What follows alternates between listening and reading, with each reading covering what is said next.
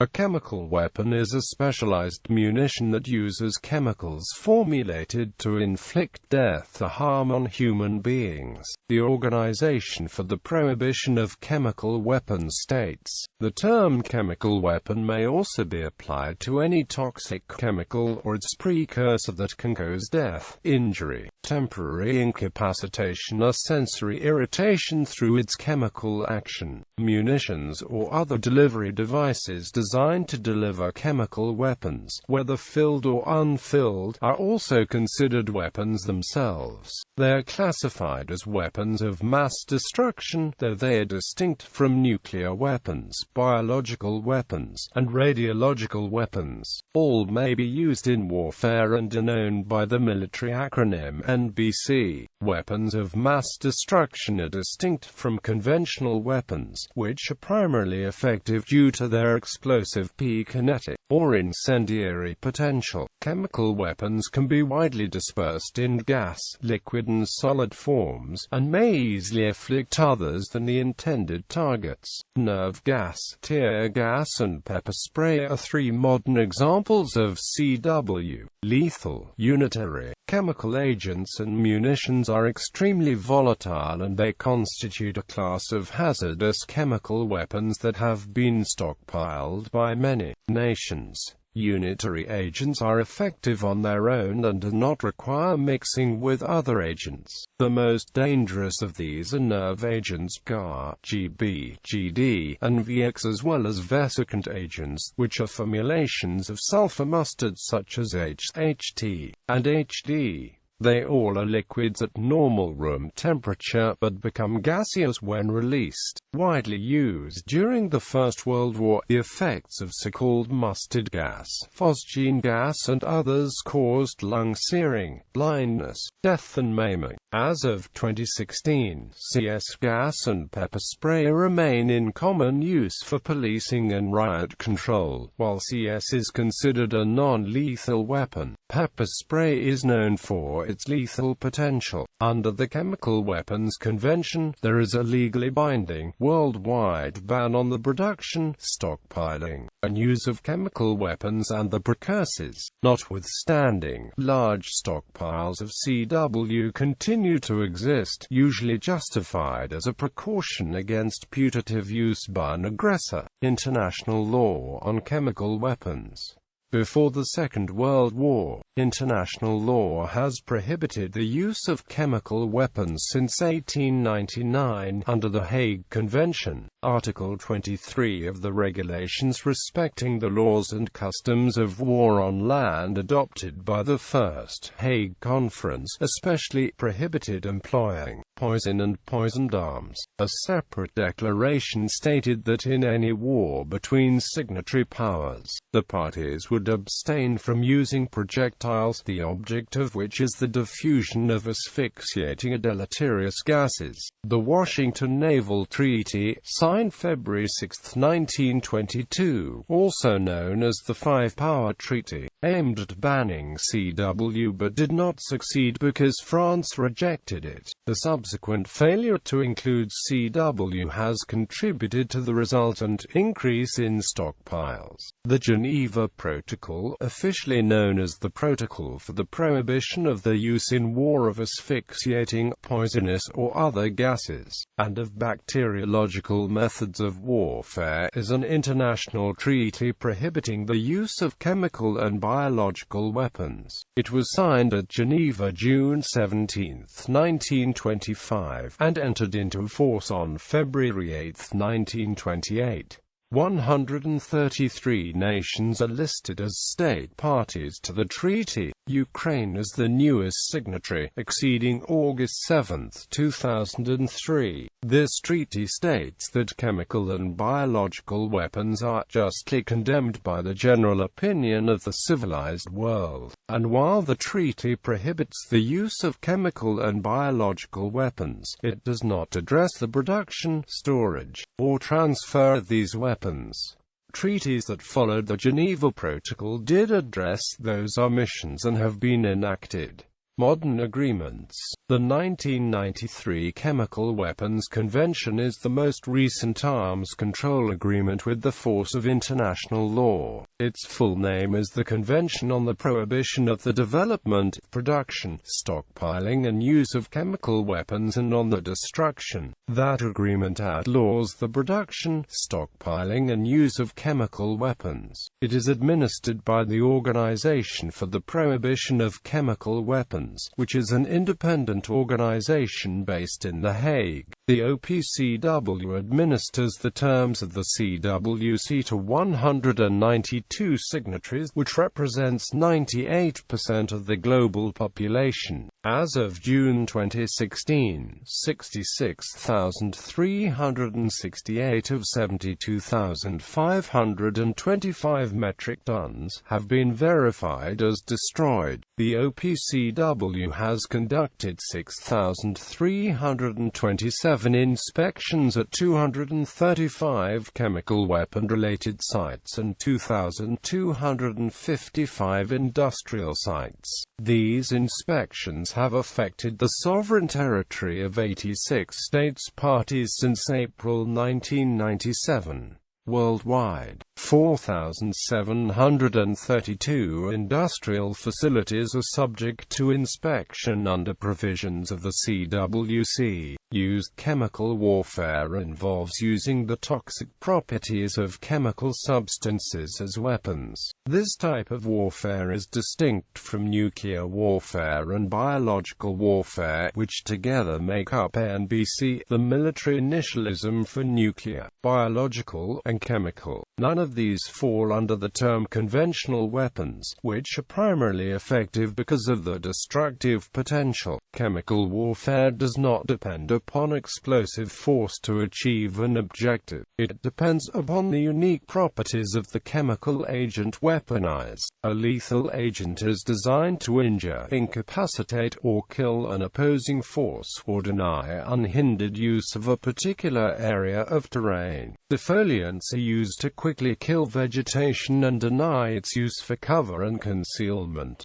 CW can also be used against agriculture and livestock to promote hunger and starvation. Chemical payloads can be delivered by remote-controlled container-release aircraft or rocket. Protection against chemical weapons includes proper equipment, training, and decontamination measures.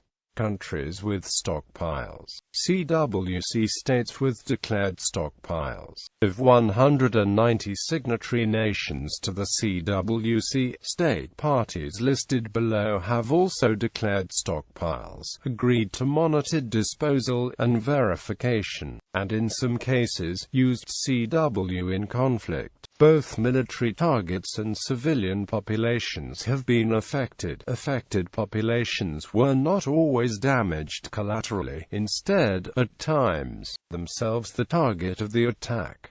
As of 2015, only 3 nations are confirmed to have remaining stockpiles of CW: North Korea, Russia, and the United States. India declared its stock of chemical weapons in June 1997. India's declaration came after the entry into force of the CWC that created the OPCW. India declared a stockpile of 1,044 tons of sulfur mustard in its possession. On January 14, 1993, India became an original signatory to the CWC. In 2005, among the 6 nations that declared stockpiles of chemical weapons, India was the only one to meet its deadline for chemical weapons destruction and for inspection of its facilities by the OPCW. By the end of 2006, India had destroyed more than 75% of its chemical weapons material stockpile and was granted an extension for destroying the remaining CW until April 2009. It was anticipated that India would achieve 100% destruction within the time frame. On May 14, 2009, India informed the United Nations that it had completely destroyed its stockpile of chemical weapons. Iraq, the Organization for the Prohibition of Chemical Weapons, which oversees destruction measures, has announced the government of Iraq has deposited its instrument of accession to the Chemical Weapons Convention with the Secretary-General of the United Nations, and within 30 days, on the 12th of February 2009, will become the 186th state party to the convention. Iraq has also declared stockpiles of CW, and because of the recent accession is the only state party exempted from the destruction timeline. On September 7, 2011, Mr. Hoshyar Zebari entered the OPCW headquarters, becoming the first Iraqi foreign minister to officially visit since the country joined the CWC. On June 28, 1987, Iraqi aircraft delivered what was believed to be mustard gas in an attack against Kurdish people in Halabja and Sardasht. On two separate attacks against 4 residential areas, victims were estimated as 10 civilians dead and 650 civilians injured. Japan stored chemical weapons on the territory of mainland China between 1937 and 1945. The weapons mostly contained a mustard gas fluoride mixture. They are classified as abandoned chemical weapons under the CWC. Japan started the destruction in September 2010, in Nanjing using mobile destruction facilities. Libya used chemical weapons under Muammar Gaddafi's regime in a war with Chad. In 2003, Gaddafi agreed to accede to the CWC in exchange for rapprochement with Western nations. At the time of the Libyan uprising against Gaddafi, Libya still controlled approximately 11.25 tons of poisonous mustard gas. Because of destabilization, concerns increased regarding possibilities and likelihood that control of these agents could be lost. With terrorism at the core of concern, international bodies cooperated to ensure Libya is held to its obligations under the treaty. Libya's post-Gaddafi National Transitional Council is cooperating with the Organization for the Prohibition of Chemical Weapons regarding the destruction of all legacy chemical weapons in the country. After assessing the chemical stockpiles, the Libyan government will receive a deadline from the OPCW to destroy the CW. Russia entered the CWC with the largest declared stockpile of chemical weapons. By 2010, the country had destroyed 18,241 tons at destruction facilities located in Gorny and Kambaka, where operations have finished, and Shoshi, Maradaikovsky, Leonardo, while installations are under construction in Potchep and Kisna. As of 2016, Russia has destroyed around 94% of its chemical weapons and is planning to completely destroy its remaining stockpile by the end of 2018. Syria. Prior to September 2013, Syria was one of the 7 states that were not party to the Chemical Weapons Convention. It is, however, party to the 1925 Geneva Protocol and therefore prohibited from using chemical weapons in war, yet unhindered from the production, storage or transfer of CW. When questioned about the topic, Syrian officials stated that they feel it is an appropriate deterrent against Israel's undeclared nuclear weapons program, which they believe exists. On July 23, 2012, the Syrian government acknowledged, for the first time, that it had chemical weapons. Independent assessments indicate that Syria could have produced up to a few hundred tons of chemical agent per year. Syria reportedly manufactures the unitary agents sarin, tabun, VX, and mustard gas. Syrian chemical weapons production facilities have been identified by Western disaster non-proliferation experts at the following 5 sites, plus a suspected weapons base: Al-Safir, Seren, Hama, Homs, Latakia, Almira. In July 2007, a Syrian arms depot exploded, killing at least 15 Syrians. Jane's Defense Weekly, a UK magazine reporting on military and corporate affairs, believed that the explosion happened when Iranian and Syrian military personnel attempted to fit a Scud missile with a mustard gas warhead. Syria stated that the blast was accidental and not chemical-related. On July 13, 2012, the Syrian government moved its stockpile to an undisclosed location. In September 2012, information emerged that the Syrian military had begun testing chemical weapons, and was reinforcing and resupplying a base housing these weapons located east of Aleppo in August. On March 19, 2013, news emerged from Syria indicating the first use of chemical weapons since the beginning of the Syrian uprising. On August 21, 2013, testimony and photographic evidence emerged from Syria indicating a large-scale chemical weapons attack on Ghouta, a populated urban center. An agreement was reached September 14, 2013, called the Framework for Elimination of Syrian Chemical Weapons, leading to the elimination of Syria's chemical weapon stockpiles by mid-2014. On October 14, 2013, Syria officially acceded to the Chemical Weapons Convention. United States. The U.S. stored its chemical weapons at U.S. Army installations within the continental United States. The stockpiles were maintained in exclusion zones at the following Department of Army installations: Tool Army Depot, Utah; Pine Bluff Arsenal, Arkansas; Umatilla Depot Activity, Oregon; Pueblo Depot Activity, Colorado; Anniston Army Depot, Alabama; Aberdeen Proving Ground, Maryland; Newport Army Ammunition Plant, Indiana; Bluegrass Army Depot, Kentucky. The remaining 6.6% was located on Johnston Atoll in the Pacific Ocean. Currently, stockpiles have been eliminated at Johnston Atoll. APG, NAAP, UMDA, PBATEAD, and ANAD, PUDA will begin elimination during the fiscal year of 2015 and complete in FY 2017. BGAD will be last to complete this elimination, which tentative dates have not been set as of 2016.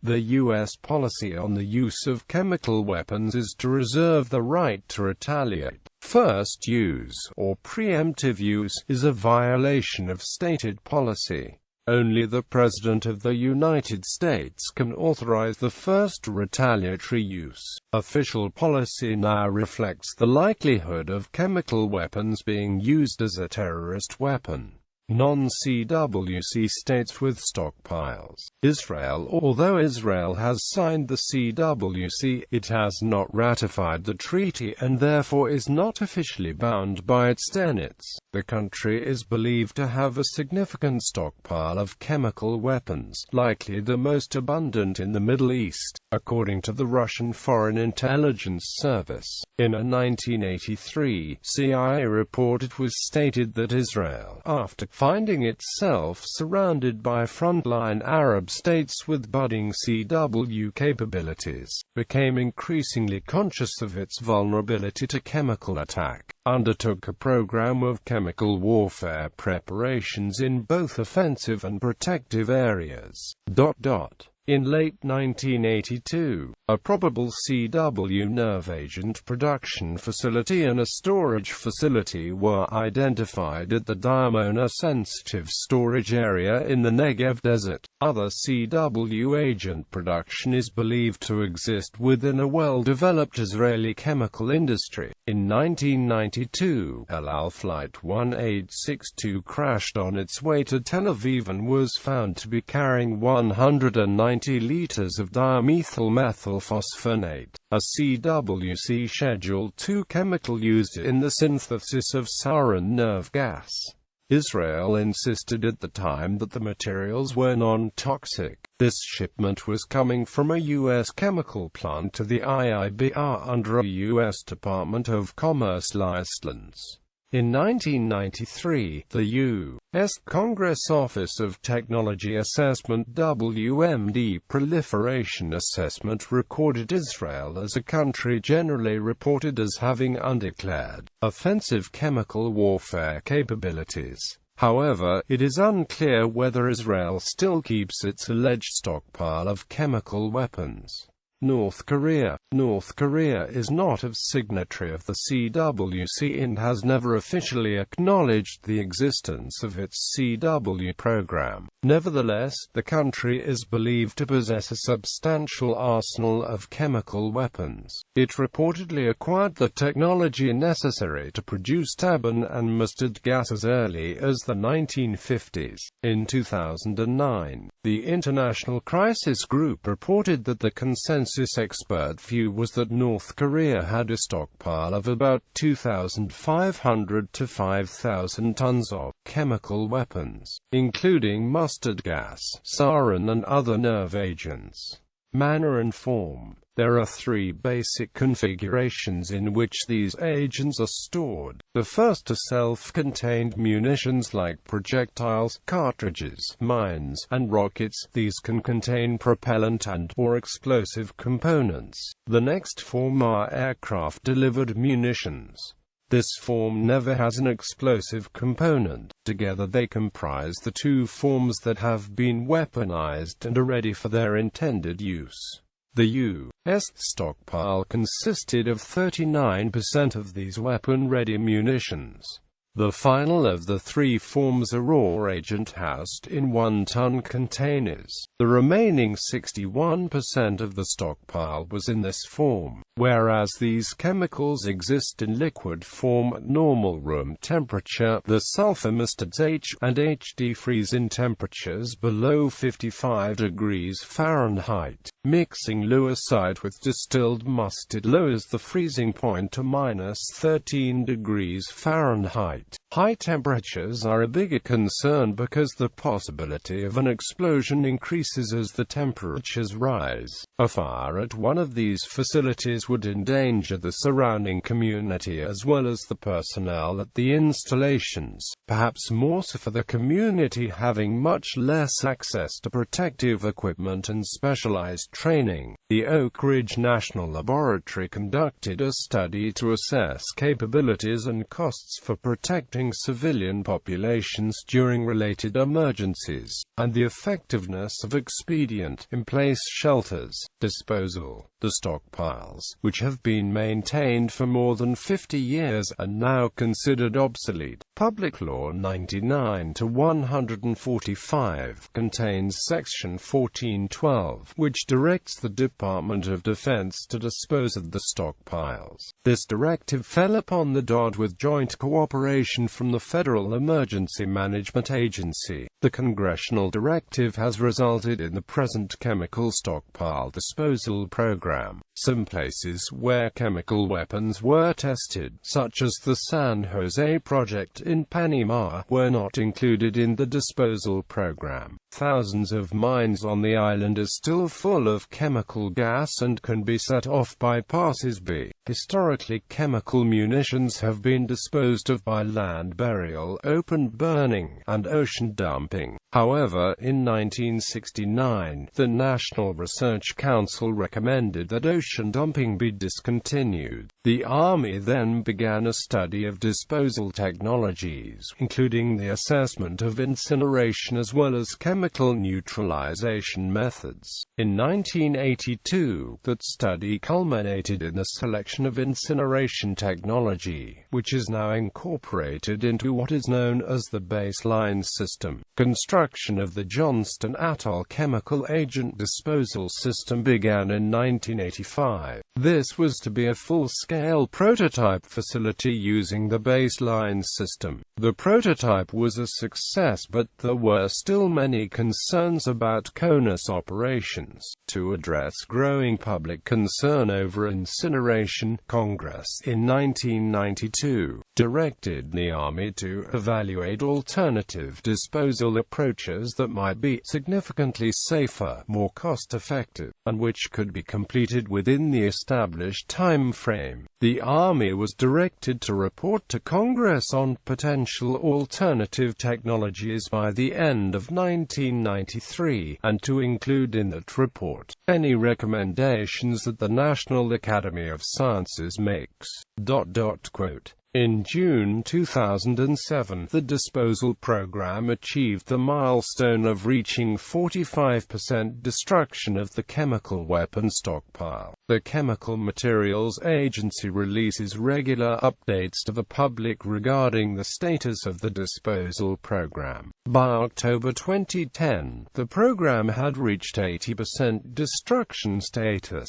Lethality. Chemical weapons are said to make deliberate use of the toxic properties of chemical substances to inflict death. At the start of World War II, it was widely reported in newspapers that entire regions of Europe would be turned into lifeless wastelands. However, chemical weapons were not used to the extent reported by a scaremongering press. An unintended chemical weapon release occurred at the port of Bari. A German attack on the evening of December 2, 1943, damaged U.S. vessels in the harbor, and the resultant release from the hulls of mustard gas inflicted a total of 628 casualties.